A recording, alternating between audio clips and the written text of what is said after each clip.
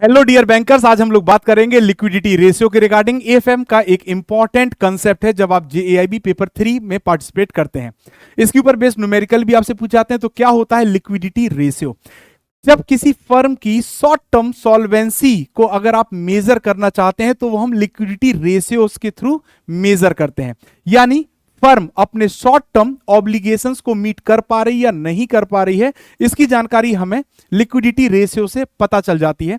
और जब हम लिक्विडिटी रेशियो को कैलकुलेट करते हैं तो वहां पर सबसे पहले हम करंट रेशियो को कैलकुलेट करते हैं। करंट रेशियो को कैलकुलेट करने के लिए current assets upon current liabilities, यानी करंट एसेट्स में करंट लाइबिलिटीज को डिवाइड करके, है ना, हम आंसर निकालते हैं। वही सेकंड इंपॉर्टेंट रेशियो होता है लिक्विडिटी रेशियो में क्विक रेशियो।